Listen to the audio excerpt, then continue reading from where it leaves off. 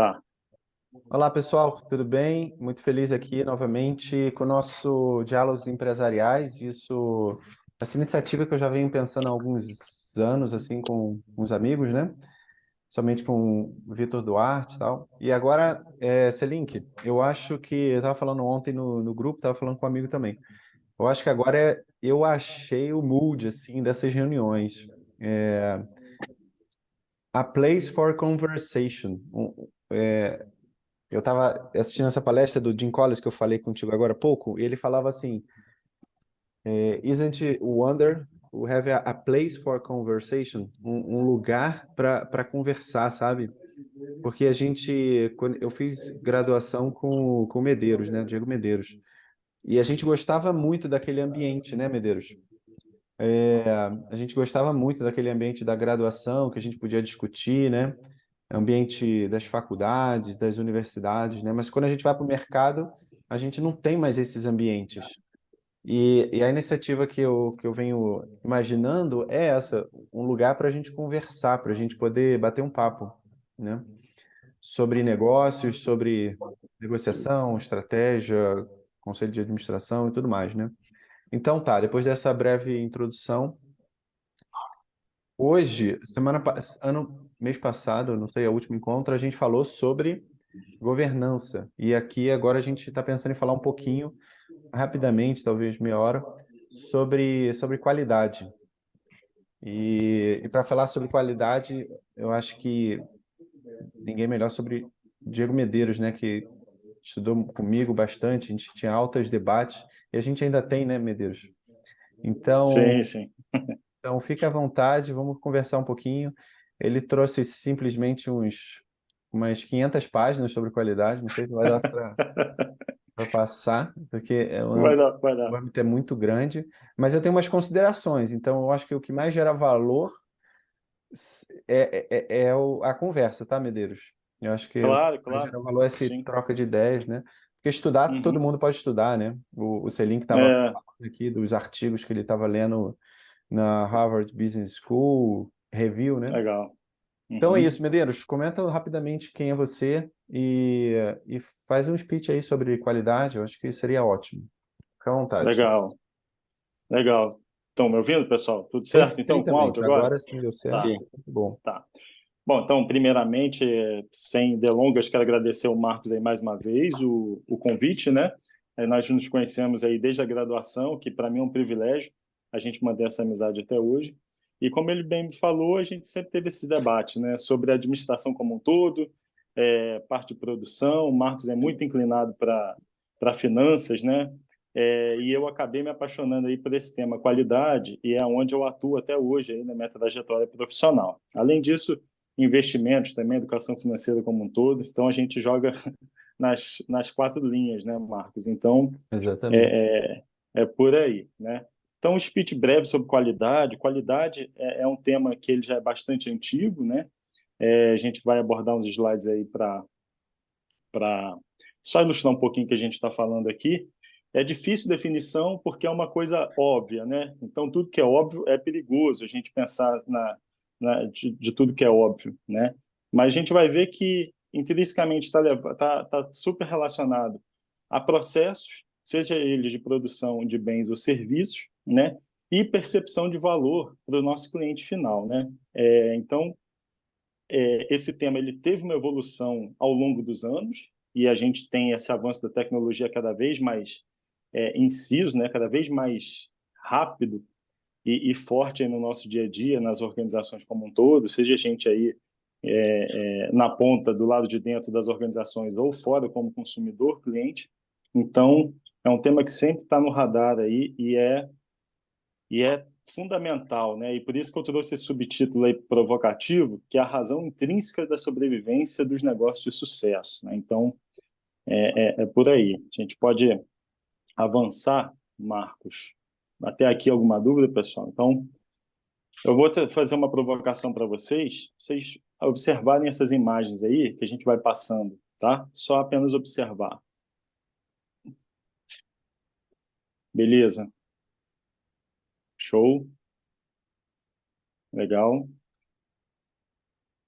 Isso, pode.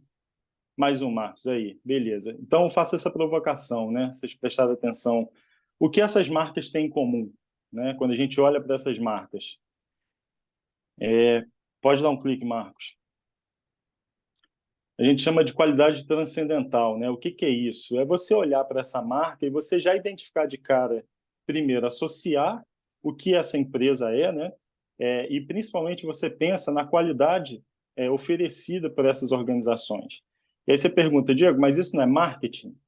Nenhum marketing sobrevive se você não tiver um produto excepcionalmente bom, né? Então, isso é qualidade. A qualidade transcendental, no caso que essas marcas atingiram, é claro que eles fizeram um posicionamento de marca muito forte, mas ao longo dos anos, o processo produtivo dessas empresas fizeram com que cada vez mais resultassem em produtos de valor e fazendo com que essas marcas atingissem esse espaço na nossa mente. Do simples fato de você analisar, olhar e você já associar. Cara, isso aqui é realmente bom. E perceba que tem marcas de luxo e marcas que não são de luxo, como, por exemplo, o McDonald's, uma rede de fast food a nível global, né? Pode passar, Marcos, por favor. Então, trazendo a definição, né? Como eu falei, é difícil você pensar em uma definição, mas trouxe alguns pensadores aí que ele traz, né? Qualidade consistente conformidade com a expectativa dos consumidores, né? Ou estar em conformidade com os requisitos, que é o próximo slide, né? Então, assim, a gente trazer uma forma mais conceitual para tentar definir o que é qualidade, mas qualidade em resumo, é isso, né? O que a gente oferece é o alinhamento de expectativas entre nós, produtores, de uma ponta, e o nosso consumidor, o nosso cliente, na outra ponta. Quando a gente tem um descasamento desse alinhamento de expectativas, a gente tem os gaps, as lacunas, que são oportunidades de melhorias aí nos nossos processos de negócio, tá? Então, se a gente pensar mais detalhadamente para facilitar, a gente tem esses níveis aqui, né? Essas abordagens de qualidade, nível transcendental, que eu comecei o nosso papo aqui falando, nível de manufatura, usuário, produto e valor, tá? A ideia não é ler aqui ficar lendo o slide aqui, mas só para vocês entenderem que quando a gente fala de qualidade, a gente tem essas abordagens, né? A gente estar presente na mente dos clientes, potenciais clientes, por meio da nossa marca forte construída, produzir produtos que têm usabilidade, que têm uma variabilidade mínima, conformidade, padrão e, principalmente, geração de valor, tá? A questão do alinhamento de expectativas, conforme eu falei, né, a percepção do nosso cliente, do nosso consumidor em relação ao que a gente oferece, né? Quando a gente tem um descasamento disso, a gente tem os gaps ou lacunas, oportunidades de melhorias, como eu falei. Pode passar, Marcos, por favor. Se eu estiver indo rápido, pessoal, vocês podem falar também. E aí esse slide aqui é legal porque, como eu falei no início do papo, né, essa questão do avanço da tecnologia, o avanço da história como um todo, e é claro que a gente tem mais milestones, né, ao longo da nossa trajetória aí da humanidade, mas eu separei esses 4 porque é o que, ao meu ver, enquanto estudioso e profissional nessa área, são os mais relevantes, né? Primeira questão da Revolução Industrial, lá no século XVIII, Inglaterra, isso não é novidade para a gente aqui, mas foi o grande marco, né? Antigamente tudo era no nível do artesão, no nível da manufatura mesmo manual da coisa, não existia processo produtivo, padrões, né? Nada relacionado à escala, e isso mudou com o surgimento das máquinas, principalmente a vapor, fazendo um grande paradigma, né? Definindo um grande paradigma aí no que diz respeito à produção de algo, né? Especificamente produto bem físico, enfim. Aí a gente tem um grande ponto aí, né, avançando bastante, a Segunda Guerra Mundial, o pós-guerra, que é aí onde surge muito forte esse conceito que a gente está discutindo aqui, né? Surgimento dos gurus da qualidade, né? Os controles estatísticos de processos, a gente já tinha plantas de indústrias já estabelecidas pelo mundo, e o modelo de produção era uma coisa que existiam sempre oportunidades de melhorias e o controle estatístico entrou muito forte nesse ponto, né? Várias indústrias na época foram adaptadas para gerar, né, produção de armamento, né, questões bélicas. A gente teve a catástrofe aí, né? O Japão quase saiu do mapa com as bombas nucleares e os Estados Unidos realizou esse movimento de reconstrução, o próprio Estados Unidos, né? Paradoxalmente, essa coisa toda, ele iniciou esse movimento de reconstrução do Japão e ficou muito latente essa questão de controle estatístico de processos para reconstruir o país lá, né? A questão de produção, de modo geral, e aí que surge as principais linhas de atuação sobre o tema qualidade, né? O Total Quality Management e o Lean Management especificamente, que é onde é mais o meu embasamento profissional aí desde a graduação aí que eu e o Marcos atuamos juntos, tá? O tempo avança, né? A reconstrução toda é feita, os japoneses, com a cultura deles excepcional, eles fazem reengenharia reversa, implementam Lean Management fortemente, e eles surpreendem os Estados Unidos, nos anos 80 e 90, com carros infinitamente melhores, com mais qualidade, com durabilidade, segurança, conforto e economia, né? Então, esse avanço tecnológico é interessantíssimo a gente olhar sobre essa ótica de privacidade, essa ótica de qualidade, né? A gente chega nos anos 90, essa questão de serviços, né? E aí isso é fundamental também. A gente sai essa questão produtiva de indústria, chão de fábrica forte, e a gente percebe que os Estados Unidos, mais uma vez na vanguarda aí, ele começa a avançar fortemente na questão de serviços. E quando a gente fala de serviço, a gente fala de experiência do cliente, né? E aí o jogo é completamente diferente, né, em relação à produção de um bem. A produção de serviço, ela é diferente. A gente vai ver um pouquinho essas diferenças aqui. E, por fim, em dias atuais, a questão de experiência de usuário, né? Inteligência artificial, toda essa questão aí que está em voga e que impacta o nosso dia a dia, tá?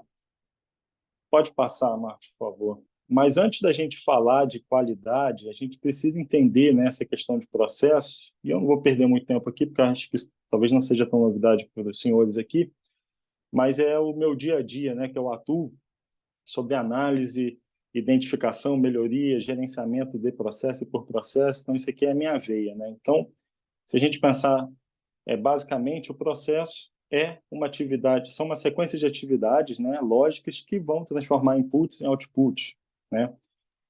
Mas o grande ponto que as organizações, inclusive, pecam bastante, tá? Independente do nível das organizações, se ela é pequena, média, grande ou uma corporação, é justamente aqui, nos processos, né? Porque a qualidade dos produtos de uma organização, ela é medida pela eficácia desses processos. Então, daqui é a importância, a qualidade ela mora aqui, né? Ou a ausência de, é nesse ponto. As organizações, elas carecem e pecam bastante, dependente do nível de atuação, tá? Na Desse criação de ponto. valor que você diz, Medeiro? No gerenciamento do processo, definição de processos de Uhum. negócio e, consequentemente, na geração de valor. Tá? Beleza? Então, gente pegando ali... pode passar, Marcos, por favor. Isso. Desculpa, volta aí só para a gente ver a definição, né? Pegando na linha do tempo ali, que eu falei do pós-guerra, lá, fortemente, esses entusiastas, né, os gurus de qualidade, eles começaram a implementar as filosofias de gestão, né, muito embasadas em controles estatísticos, né, matemática pura, né, engenharia de produção, lá em território japonês, né? Então, a gente traz aqui uma definição do que é o Total Quality Management, mas nada mais é do que uma filosofia, uma forma de gestão muito orientada ao controle de processo, né? Então, estatisticamente falando, aquele diagrama anterior, né? Estatisticamente, quanto tempo isso aqui leva? Qual a variabilidade dessas atividades? Esses insumos estão bem processados? A gente está resultando um produto legal no final? Enfim, está em conformidade? Está em padrão, né? Então, o Total Quality Management, ele nasceu, né, com esses pensadores em solo japonês muito com esse viés. Então, a gente tem 7 ferramentas de qualidade Aí pode passar, Marcos, por favor. Aqui, um passo antes, né? Como que isso é desenvolvido, né, nas organizações, e para mim isso tem relevância até hoje, tá, nos dias atuais. Você pode implantar um programa desse, independente da sua organização, se ela é uma empresa de serviços ou de produtos, bens, tá, tangíveis, tá? Então, é sempre top-down, né, pessoal? Qualquer forma de gestão, ela é, ela é efetiva, né, de fato, se ela for comprada primeiramente pela alta gestão, isso vai se desdobrando. Então, a gente tem esses níveis aqui, né, para você implantar o TQM, Total Quality Management, a administração da qualidade, você está envolvendo a estratégia, a operação, a equipe, você vai se desdobrando, envolvendo seus recursos, né, sistemas, recursos, identificando problemas, envolve os controles estatísticos por meio das ferramentas de qualidade e você monitorar sempre, né? Então, o acompanhamento, o gerenciamento se dá por meio aí da medição, tá? Pode passar, Marcos, por favor. Aí sim, algumas ferramentas, são 7 ferramentas de qualidade para você gerenciar os processos, né? Eu não trouxe todas, eu trouxe já só as mais relevantes, né? A questão do PDCA, o ciclo PDCA, né? Que você pode implementar uma rotina simples, né? Coisas simples que fazem diferença. A questão do planejamento, fazer, checar e agir. Então, conforme você vai instrucionando comitês dentro da organização, identificando os processos que precisam ser melhorados, você vai rodando esse ciclo PDCA. Ishikawa, diagrama de causa e efeito. Você identifica o problema, bota ali na ponta da cabeça ali do peixe, né, que a gente fala, e você, por meio de brainstormings, entrevistas, monitoramento, você vai identificando os pontos críticos, os processos críticos, e aí você traça um plano de ação para você melhorar esse processo. O diagrama de Pareto, que é um raciocínio muito interessante, né? Questão de 20% de causas causam 80% dos seus efeitos ou resultados, enfim. Acho que essas ferramentas não são novidade para vocês, mas cada ferramenta dessa tem uma aplicabilidade para você usar, para você monitorar e gerenciar o processo, tá? Então, a gente está falando sempre, quando a gente fala ali desses grandes nomes aí da qualidade, lá no pós-guerra, em 50, existia uma orientação de gerenciamento do processo, tá? Muito chão de fábrica, né? Dispersão, cartas de estatística, controle estatístico do processo, para você ver a variabilidade dele e o próprio histograma também. Avançando, a gente tem uma ferramenta que já foi desenvolvida bem posteriormente, isso aqui é um canhão, né, que a gente fala, é o famoso Six Sigma, né? Aqui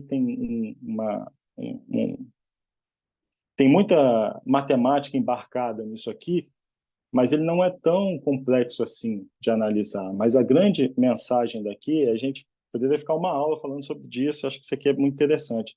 Mas ele foi desenvolvido na Motorola, né? Aí já avança a linha do tempo, anos 80, se não me falha a memória, e ele é implementado justamente para você reduzir ao máximo a variabilidade do seu processo, né?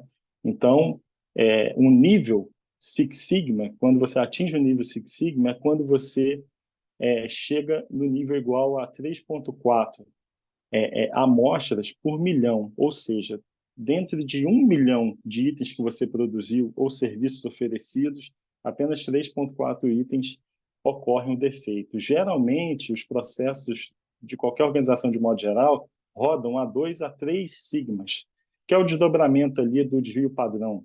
A curva ali, né, a curva normal, estatística na foto, ela é mais gordinha e mais achatada, né? Agora, quando você chega no nível Six Sigma, você tem uma variabilidade mínima e aí a curva ela tem de ser mais magrinha e alta, né? Então, assim, só para deixar claro esse conceito de Six Sigma aí, que eu acho legal, relevante, mas dado o nosso tempo aqui, a gente não consegue explorar muito, a gente deixa para as discussões mais adiante.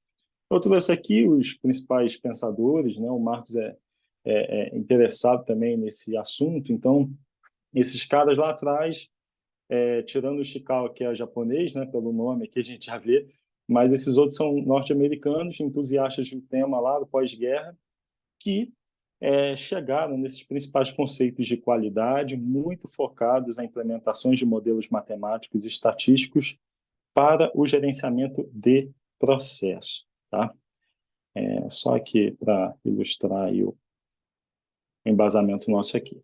Agora, o Lean para mim, sem dúvidas, uma filosofia, um modelo de gestão que foi que eu me interessei na minha graduação e tive a oportunidade de trabalhar efetivamente com isso, e isso é poderosíssimo, né? Porque o Lean Management, ele, na verdade, ele é totalmente contra, ele quebra o paradigma de produção, né, de linha de produção que a gente entende sobre as próprias ferramentas de qualidade que a gente está falando até aqui, né? O Lean, ele foi implementado na Toyota, né? A Toyota que lá na guerra ela produzia caminhões para a guerra. Ela antes era um tear, né? Ela era a indústria têxtil, foi adaptada para produzir caminhões e com esse pós-guerra, todo esse movimento de qualidade, os caras tiveram a oportunidade de ir nos Estados Unidos e voltar para o Japão e tudo mais. Eles causaram uma disruptura na forma de produção, né? De ser todo o mundo até então produzia de forma empurrada, fazia um forecasting, determinava assim, a gente vai fazer X números de produção aqui, produzir X itens, carros, enfim, relógios, qualquer coisa que você imaginar. E esse era o modelo de produção. Quando o Lean surgiu, eles quebraram isso e pensaram na produção puxada, ou seja, dado a limitação do Japão, por ser um arquipélago ali, ilhas, né, eles não tinham muitos recursos, se recuperando pós-guerra, os caras começaram a focar fortemente em redução de custo, foco extremamente em qualidade e no cliente, né? Isso fez com que eles fizessem um modelo de produção puxada, o famoso just in time, né? Eles só vão produzir o que de fato for demandado. Isso causou uma disruptura enorme no modelo de produção, fazendo com que os produtos fossem infinitamente melhores em termos de qualidade, tá? Isso fez com que a Toyota, até nos anos 2010, eu acho, fez com que ela fosse a maior montadora de carros do mundo, sendo um terço do tamanho da GM, por exemplo, pura e simplesmente pelo seu modelo produtivo, tá? Adotando o Lean Management. O Lean, ele preza que existem nos processos que a gente está falando até aqui, você sempre vai se deparar com essas 7 perdas, tá? Perdas por superprodução, espera, transporte, processamento, movimentação, defeitos e estoque. E o Lean aplica ferramentas poderosas para que você elimine essas 7 perdas no seu ambiente produtivo, seja ele de bens ou serviços, tá? Eu adoraria ficar dissertando por cada perda aqui, mas também a gente não tem muito tempo, mas só para vocês terem uma ideia. Aí, quais são os pilares do Lean Management, né? Como eu falei, ele tem 2 pilares, o Just-in-Time e o Jidoka, né? O Jidoka, palavra em japonês. O Just-in-Time, fluxo contínuo, Takt Time, cadência de fluxo de produção e a produção puxada, como eu falei. O Jidoka é a mentalidade de você melhorar o seu processo para que você tenha produtos, serviços melhores, como consequência desse processo, tá? Então, é embasado pelas ferramentas de Lean.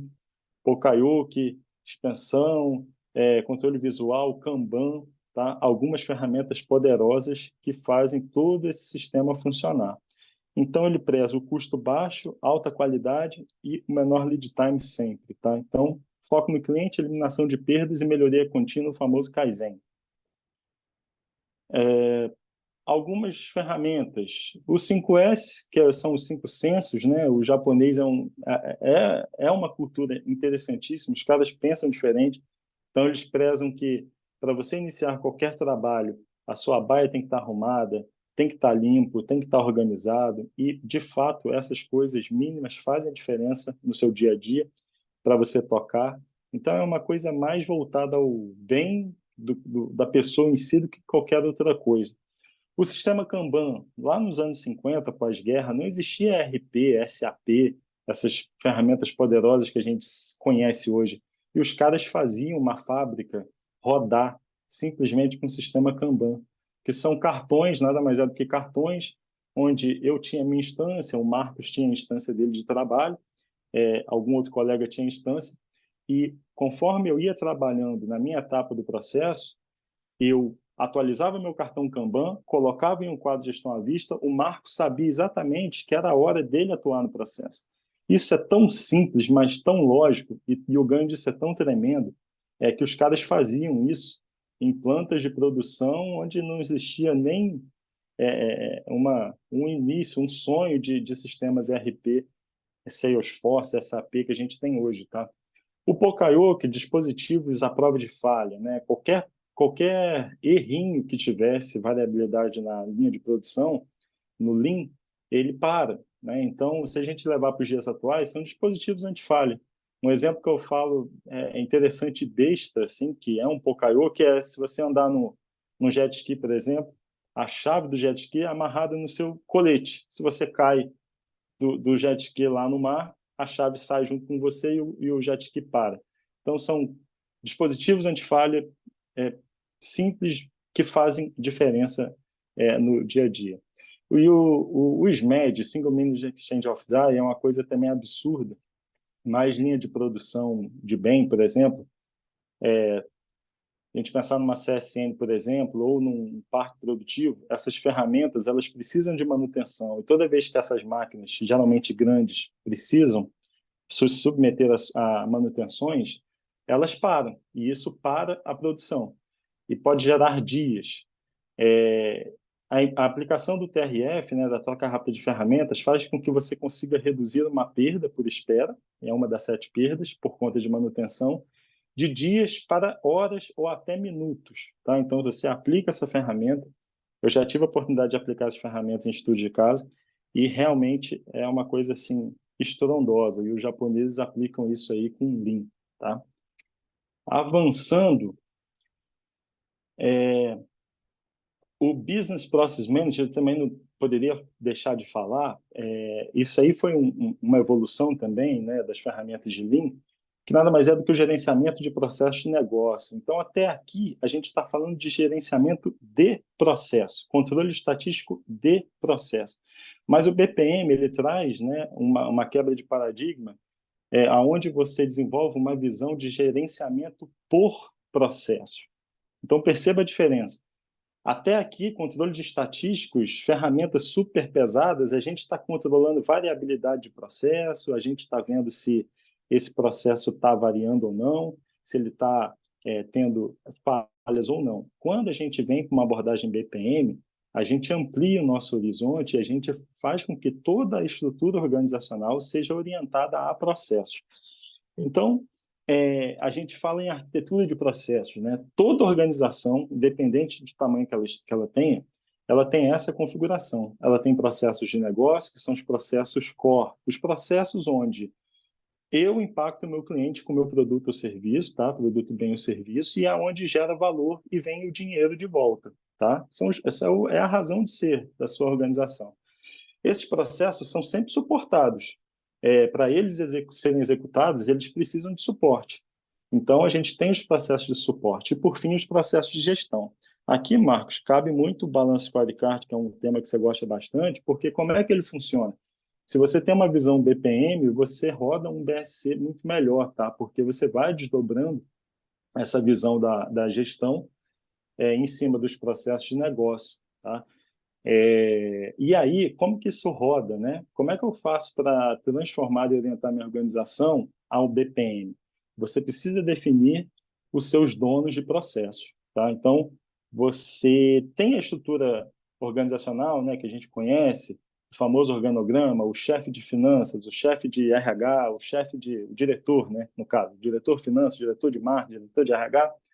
Essa estrutura ela até mantém, mas você precisa ter uma visão matricial, ponta a ponta, principalmente nos processos de negócio, tá? Então, não adianta o cara pensar que o comercial vende, a operações implanta, executa e o financeiro fatura e faz fechamento, enfim, contabilidade. Não. Você precisa definir os donos, porque esses processos de negócio são CROs, tá? Então, você implementa, você atua as ferramentas aqui de qualidade, Lean e tudo mais, mas o modelo de gerenciamento é orientado a donos de processos, tá? A linha do tempo avança, né, como eu falei, e a questão de serviço fica mais incisiva, né, mais realidade aí no nosso dia a dia, dos anos 90 para cá. E aí, serviço, ele tem uma característica diferente, que eu falei que o jogo é diferente. O bem, você produz ali aquele carro excepcional, aquela Ferrari, aquela Mercedes, você olha, sente o carro, você vê que o negócio é de altíssima qualidade. Agora, o serviço não. O serviço tem características diferentes, né, de intangibilidade, perecibilidade, variabilidade e inseparabilidade, né? Então, ele não, você não consegue pegar no serviço, você faz parte do serviço enquanto ele é produzido. A gente não consegue estocar no serviço, né? E ele é variável, porque ele é ainda, por mais que a inteligência artificial está batendo cada vez mais na nossa perna, na nossa porta, a automação de processos, robótica e tudo mais dos anos 70, 80 para cá, ainda assim, serviços é oferecido por pessoas, tá? Então tem a questão variabilidade. Se eu sou um dentista e eu obturei seu dente hoje, amanhã, se eu for obturar o de outro paciente, vai ser diferente, por mais que seja o mesmo serviço, tá?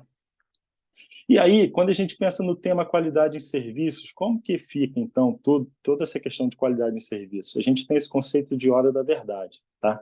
A hora da verdade nada mais é do que todo e qualquer momento que eu entre em contato com o meu cliente. Então, pensa que é uma organização grande de prestação de serviço. Como é que você faz? Você dá autonomia. Além de você ter seus processos muito bem definidos, desenhados, as ferramentas de qualidade atuando, se você mudou o seu modelo de gestão para BPM, ótimo. Como é que você é uma empresa de serviço, como é que você faz? A sua ponta tem que estar muito bem treinada e com capacidade de decisão para que ele possa performar bem nas horas da verdade, tá? Nos momentos de verdade, que é onde você interage com o seu cliente. Trouxe uma definição aí para vocês se aprofundarem depois, tá? Mas é justamente isso. Por fim, a questão da agilidade, né? Isso aqui é mais gerenciamento de projetos, modelo tradicional, né, de cascata, PMI, tudo isso, né, que a gente também fui bastante entusiasta disso e atuei bastante na minha vida profissional nos últimos anos. Ele sempre pregou essa tríade, né, de qualidade de projetos, que é custo, tempo e escopo. A gente definia ali uma necessidade macro, desenhava uma AWS, desenhava um cronograma e ia acompanhando isso até uma entrega final, né? Isso funcionou bastante e funciona em determinados projetos e iniciativas ainda, tá? Mas com o avanço tecnológico, o avanço de mentalidade e gerenciamento, começou a surgir de uns tempos para cá a tal da agilidade, né? E isso é muito disruptivo também, é um novo paradigma implantado que é muito interessante. O modelo que resulta em qualidade e agregação de valor também, tá? Então, antes a gente tinha projetos, seja para estabelecer novos processos ou novos produtos em visão cascata, onde você levava meses ou até anos para concluir esse projeto, com várias mudanças de escopo, perda de custo, impactando a qualidade, tempo. A agilidade, ela traz um novo mindset, né? É um frame mesmo, né? Um modelo de atuação de trabalho, onde toda a estruturação de um gerenciamento de projeto é totalmente diferente desse cascata, né? A gente tem o foco em pessoas, interações, artefatos e cerimônias, né? São as diferenças do gerenciamento de projeto tradicional. Pequenas entregas contínuas. Então, a cada sprint, a cada 4 semanas, são entregues algo de valor, né? Onde o usuário, o nosso cliente final, tem a percepção de valor disso, né? E ela tem resposta a mudanças de forma mais rápida e gera valor continuamente, tá? Um desses artefatos, instrumentos que a agilidade, o Scrum usa, o Lean Kanban. O Lean Kanban, a gente puxar aqui lá do Lean Management, lembra que eu falei do chão de fábrica que não tinha um RP nos anos 50? Era mais ou menos isso. A gente tinha um quadro de gestão à vista, os post-its, os cards são atividades, né, tarefas. Aqui no caso da agilidade, são atividades que precisam ser feitas para que você entregue valor, avance no projeto. E a visão é simples, como o japonês sempre foi, né? A gente tem um backlog, a gente tem aqui um espaço aqui onde a gente tem entregas a serem desenvolvidas a gente tem uma coluna de a fazer, fazendo e feito, tá? É uma coisa tão simples e óbvia, mas faz diferença, tá? Quando a gente vai para processos, softwares de projeto de desenvolvimento de softwares, por exemplo, esses quadros Kanban são utilizados dessa forma, tá? É, tem muita coisa que a gente poderia explorar aqui. A gente faz aqui gerenciamento do projeto, a questão do takt time, lead time, quanto tempo que leva cada sprint, a gente joga no histograma, enfim, a gente consegue gerenciar projetos utilizando essa ferramenta. Aqui algumas recomendações de livros aí, alguns assuntos que a gente abordou aqui e que faz parte aí da minha formação profissional, enfim, se você se interessa por esse assunto, acho que vale a pena você conferir esses livros, tá? Os de cima são Lean e os de baixo, os demais assuntos de modo geral que a gente abordou aqui, tá? Então é isso, pessoal. Muito bom, Medeiros. Gostei bastante da apresentação, hein? Pô, Cada legal. slide daquele daria um cursinho de 6 meses, né? Para quem é do assunto. É verdade. Mas o tema é muito bacana, né? Eu anotei um bocado de coisa aqui no meu papelzinho. Show. É muita coisa mesmo. Uma primeira coisa que eu venho pensando muito, eu assisti uma palestra do Comeco, muito bacana no YouTube, também falando sobre qualidade, né? E aí, essa questão da variabilidade, né? Não da variabilidade, mas da. Cara, eu acho que toda qualidade é estatística, Uhum. entendeu? Se não tem número, não tem qualidade.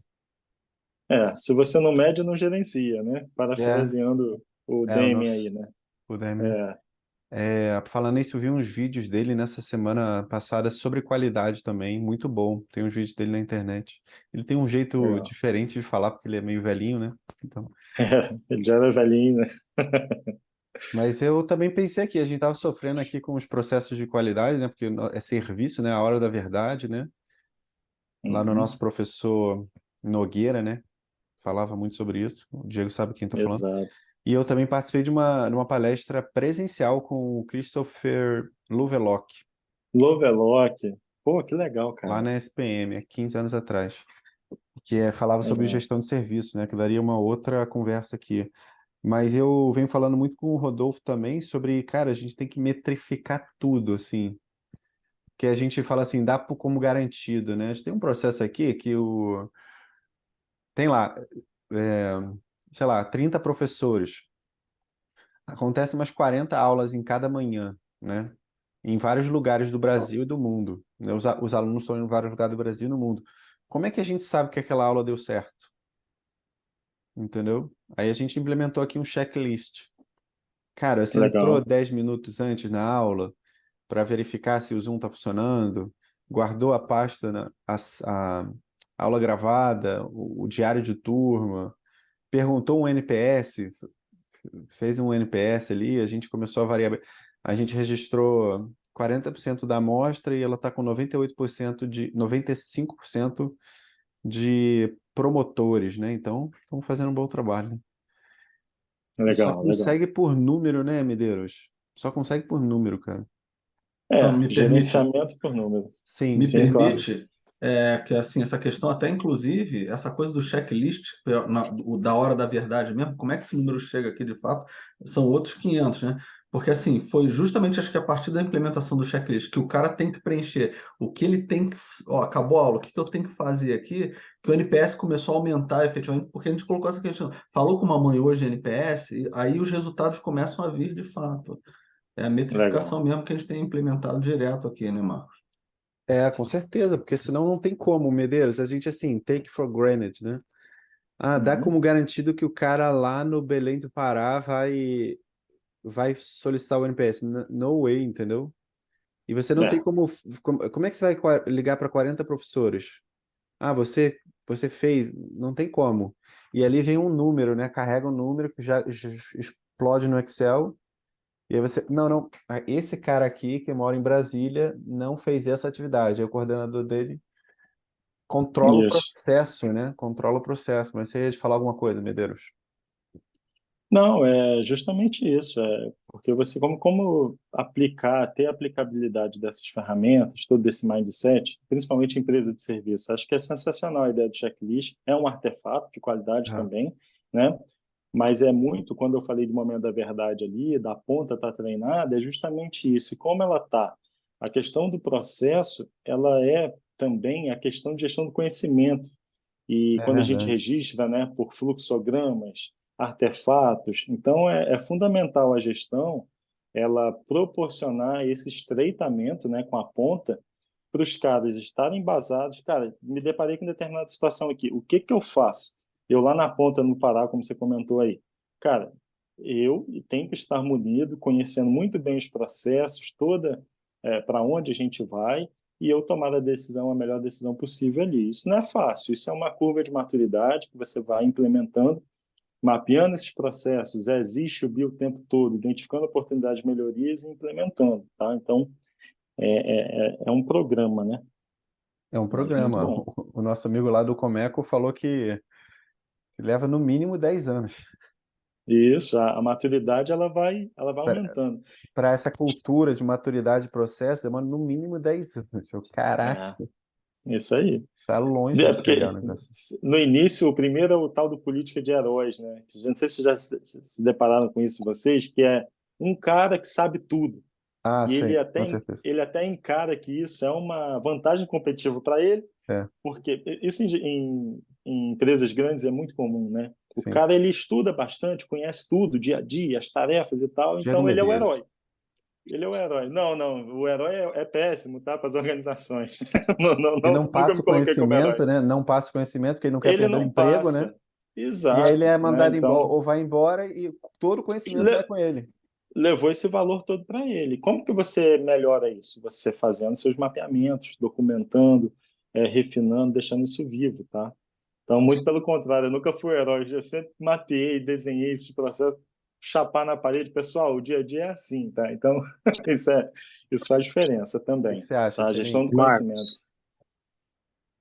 Marcos, pegando um gancho aí no que vocês falaram agora, né, do herói da empresa, eu não sei se vocês têm a mesma percepção que eu, mas de alguma forma parece que o assunto qualidade, processos e tudo mais, dentro da empresa parece que ele é colocado num pedestal, né? Esse assunto pertence ao departamento X, à pessoa tal, ou à área tal, ou ele é um programa em algum momento. Ele parece estar muito pouco enraizado numa necessidade das pessoas, né? Uhum. E eu penso que a gente vai ter uma mudança, ó, começa a ter mudança quando as pessoas percebem a necessidade disso ser parte da forma de trabalho delas, né? Quando Perfeito. o Diego comentou sobre as ferramentas, né? O 5S, o Pocayoke e tudo mais, eu não preciso de um departamento especializado para vir aqui dentro das minhas tarefas e me dizer que eu tenho que me organizar assim ou que eu tenho que cuidar para que aquela planilha não tenha um erro, né? E isso pode fazer parte do meu dia a dia. E a percepção que eu tenho é assim, sempre que tu aborda uma pessoa, quando você vai resolver um problema, né? Parece que é muito jogado às traças esse assunto, assim, na forma de as pessoas trabalharem. E eu vejo isso trazendo para minha realidade, né? Dentro do comércio exterior, dentro da importação, ele é basicamente o que o Diego falou, ele é um Kanban com checklist. Tem fase, tem etapas que eu tenho que concluir e tal. E por mais que você coloque a planilha ou o sistema, ou qualquer coisa que seja, as pessoas elas não sentem a necessidade de cumprir aquelas etapas, né? Se ela pode pular, ela pula. Então, isso, eu não sei se vocês têm essa mesma percepção que eu. Eu não sei, Selim, porque se você olhar na prática, nas organizações, cara, o operacional não pensa nisso, entendeu? Se não tiver uma força top-down, não sei, minha opinião. Se não tiver uma força top-down, o operacional ele não vai, ele vai querer ir embora, entendeu? Ele tá pensando no final de semana, entendeu? Assim, o que Sim. na realidade é essa, tem lá, né, na Lavale, na Redditor, qualquer empresa aí, um CSC de 300 pessoas ali. Cara, se não tiver uma força imputando a qualidade, qualidade, não vai. O operacional não tá nem aí, entendeu? Porque não é o perfil Uhum. dele. Não sei, Medeiros, o que que você acha disso, mas a questão é É, top-down, entendeu? Esse aim tem que estar muito forte na liderança, né? eu acho que eu peguei o que o Selim Não quis sei, dizer não sei. na questão do comprometimento ali na ponta, né? Eu não sei se é esse o ponto que ele tocou, mas aí como que a gente lida com isso, né? É essa questão do estreitamento mesmo, não ser repetitivo. Essa coisa que o Marcos falou da força, a gente está totalmente orientado para onde a organização quer. E aí a medição, treinamento, desenvolvimento, não tem como ignorar ainda as pessoas nesse sentido. E, claro, as pessoas é um recurso mais valioso e complicado ao mesmo tempo. Então, elas podem se dispersar, podem sair um pouco da orientação, treina o cara, chega perto, e aí, se todas essas iniciativas não fazem efeito, aí a gente precisa repensar. Mas realmente acho que isso que o Selim trouxe, isso acontece sim, né? E a forma de lidar seria por aí. Eu digo assim, Selic, como criar essa cultura, sabe, Selic? É muito difícil, Perfeito. assim. Se É. você deixar, assim, Eu- eu falo muito com o É Rodolfo essa a palavra, né? maturidade, né? Take for granted, né? Dá como garantido. Você fala, simplesmente a pessoa não faz, entendeu? É, O que eu acho que acontece, ou que tem que acontecer nas empresas é um balanço harmônico desses dois extremos aí. Naturalmente, a manufatura ou o operador lá em si está tendendo ao erro, ou ele está pensando no final de semana, etc. E a qualidade, ela não pode ser a mãe da qualidade. Tipo, enquanto o cara da qualidade saiu da linha, os funcionários começam a fazer tudo errado, tudo de qualquer jeito. O pessoal da qualidade tem que garantir cada vez mais que a cultura de qualidade seja implementada dentro da empresa, eles têm que ir lá verificar se o operador está preocupado com a qualidade mesmo quando ele não está lá, né? E aí como é que ele vai ver isso? A consequência lá no mercado, né? Se começa a ter produto ruim no mercado, mesmo com um programa de qualidade rodando, às vezes pode ser desleixo. E aí o que o Medeiros colocou, que eu acho muito legal, o Lean ajuda bastante a travar esses pontos, né? Os Pokayokis, e os Exato. Jidokai em geral ajudam a evitar que o operador cometa algum erro mesmo quando, tipo, não quando com intenção já é outra história, né? Mas mesmo quando não tem intenção, as ferramentas têm que ajudar ele a evitar a indução do erro. Então, a qualidade sempre vai ficar com a bandeira, mas na verdade ela não pode ser a força de ação da empresa. Ela tem que ser ela tem que verificar se a cultura da empresa está indo na direção certa, né?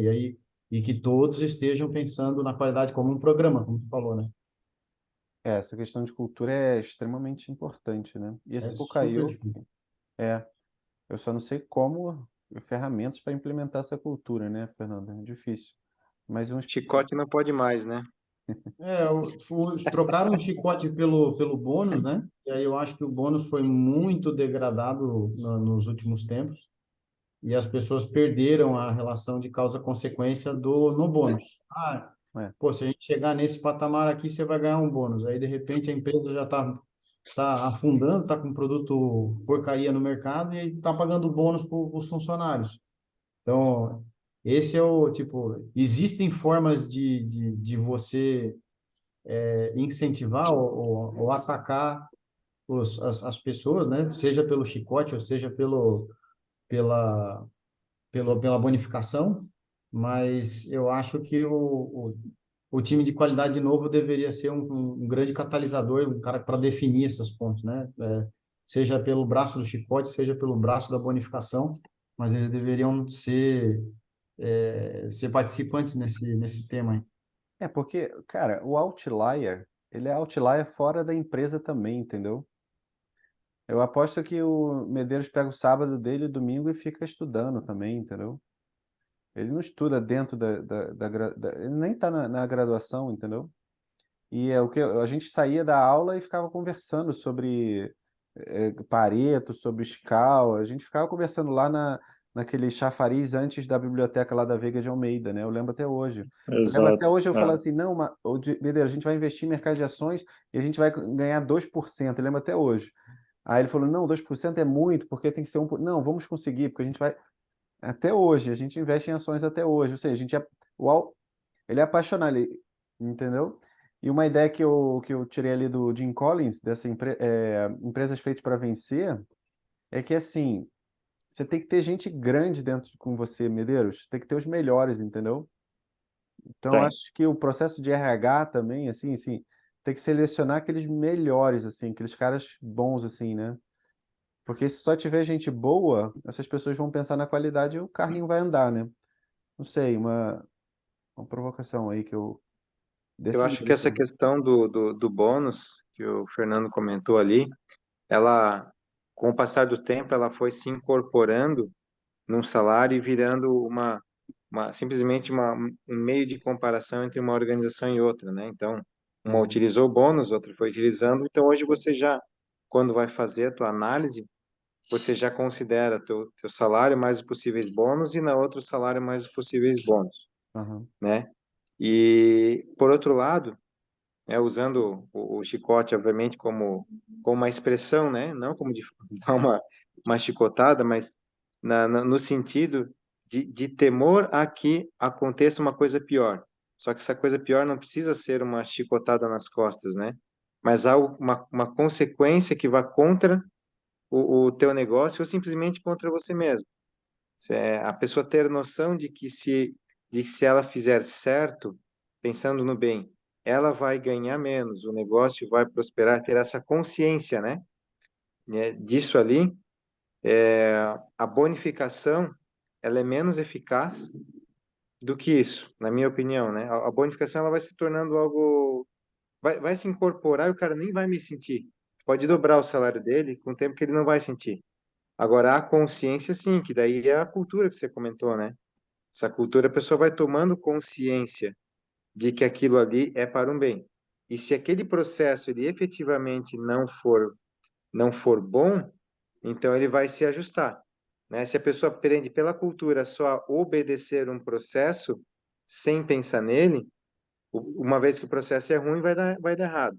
Se a pessoa pensa em sempre estar, compreende que aquilo ali é para o bem, que vai fazer bem para o negócio e, consequentemente, também para ela, eu acho que a questão muda, né? A forma de trabalhar muda. Mas é o desafio da cultura, né? é. Ô, Medeiros, uma pergunta. Sim. Você falou bastante sobre gestão da qualidade de manufatura, de produtos e serviços, né? Uhum. E todos esses modelos são para processos super bem consolidados, né? Principalmente quando fala de manufatura, de Six Sigma, você precisa de estabilidade para começar a usar, senão você está usando tiro de canhão para matar uma formiguinha. Exato. Quando a gente pensa nesse mundo de startups que tem crescido cada vez mais aí no mercado, você vê alguma ferramenta de gestão da qualidade, não gestão do projeto, né? Não um PMI, que aí o Scrum ali é um projeto ágil, é um processo ágil de desenvolvimento de projeto, né? Mas Uhum. como administrar a qualidade nas startups que estão constantemente pivotando, né? Ou seja, trocando o processo. Estão vendendo laranja, no outro dia é morango, no outro dia é maçã, no outro dia é maracujá, porque o cliente vai mudando a sua demanda e eles vão refinando essa. Ou mudar meu exemplo, né? No dia é laranja, no outro dia é suco de laranja, no terceiro dia adubo do bagaço da laranja, então eles vão sempre no mesmo tema, mas vai sempre sendo um produto razoavelmente diferente, né? Se você Sim. tem algumas ferramentas diferentes ou tipo os velhas tradicionais de Lean, por exemplo, seriam aplicadas aí? Se é ágil o suficiente para ser aplicado em startups? Legal, boa pergunta, Fernando. Eu acredito fortemente que essas ferramentas, elas principalmente as 7 ferramentas de qualidade, elas são muito chão de fábricas realmente, né? Controle estatístico e tudo mais. Quando a gente vem para serviço, principalmente essa coisa tecnológica, muda de figura, né? Agora, eu acredito que o Lean, ele tem uma aplicabilidade forte nesse cenário de ferramenta, de empresas startup, tá? Essa visão da experiência, você desenhar a jornada, você monitorar os seus dados, hoje em dia, principalmente se é um negócio 100% digital, né? Você monitorar a questão de analytics, page views, o comportamento desse usuário, né, na sua plataforma, tudo isso são insumos que garantem aí, que garantir é forte, mas que vão contribuir aí para que você, no mínimo, mantenha a sua qualidade. Mas, especificamente, se me perguntar qual é melhor, Lean, né? Você adaptando os conceitos de Lean para o seu dia a dia ali da startup. É bem dinâmico, eu conheço essa realidade que a gente vive isso hoje, né? No dia a dia. A questão das ferramentas, porque se você analisar as questões hoje da agilidade, eles foram buscar onde? Lá no Lean Kanban, lá no Kanban. Eles adaptaram e chamaram de Lean Kanban aqui no dia a dia. Então, geralmente, são coisas simples e 100% aplicáveis, mas é aquilo, tem uma curva de maturidade, você tentativa e erro mesmo, vai aprimorando, você executa, não deu certo, você melhora, vai incrementando. Mas se você tem essa visão, embasamento de Lean, pensar na experiência, a visão do seu usuário, do seu cliente, você tem tudo para dar certo aí nos processos, tá? E não sei se eu fui claro. Não, foi sim. A minha dúvida era se tinha, você que está estudando bastante, né? Se existe Uhum. uma ferramenta nova, uma tendência nova específica para esse público, porque eles são bem sedentos, né? É, Geralmente o departamento de compras, vendas, negociação e tem relações institucionais e operação é sempre uma pessoa só, né? E é aí verdade. eles têm uma certa dificuldade de, de quebrar isso em processos e mapear, desenhar essa visão estruturada. Uma startup é sempre um pouco mais complicado, né? Não, mas Sim. legal. Que bom, que bom. É pessoas, né? Isso que a gente está comentando, excelente, você mesmo comentou, o comportamental, Marcos. Eu acho que é muito estreitamento, disseminar a cultura é difícil, não é simples aí, o Marcos trouxe o dado, que há mais de 10 anos, mas todo dia, sabe? Essa coisa do Kaizen, todo dia, essa melhoria contínua, pequenos passos, pequenas melhorias, isso faz sim a diferença no longo prazo, né? A gente tem que atuar, mas não é simples, não. Gera esforço, demanda esforço. É verdade, é verdade. Muito bom, pessoal. A gente está 50 minutos, uma hora aí falando. Eu acho que foi ótimo, Medeiros. Superou minhas expectativas. Tanto superou que eu tenho Legal, uma que bom. lista ali de, acho que umas 15 perguntas aqui para Pô, que bom. A gente para gera. gente desenvolver, assim, principalmente na questão de serviço, né, que é o meu métier aqui agora, né? Acho que podia Certo. ter uma outra, a gente gosta também, eu fiz a mesma cadeira que o Medeiros em marketing de serviços, né? Que ele passou ali rapidamente falando, mas é sensacional. Acho que a gente podia ter um outro encontro aí para falar sobre isso, né?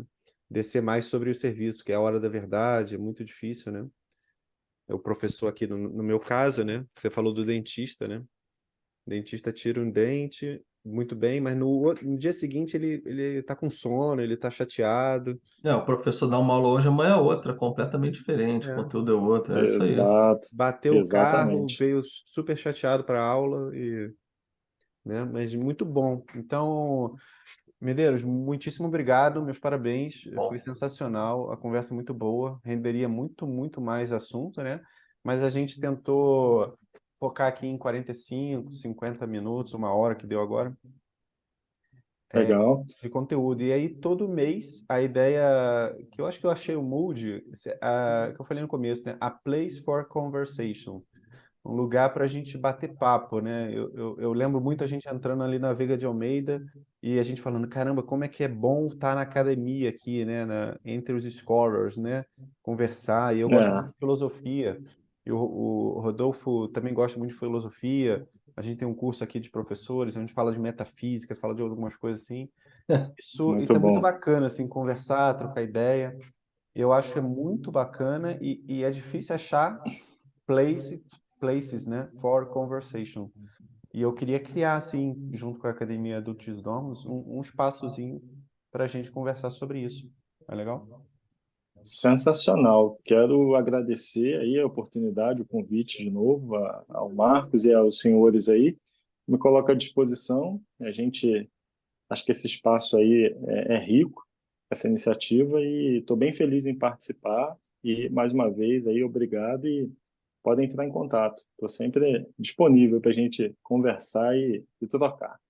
Maravilha. Então tá, pessoal. Um grande abraço e a gente se vê no próximo encontro. Tchau, tchau. Obrigado. Boa tarde. Valeu.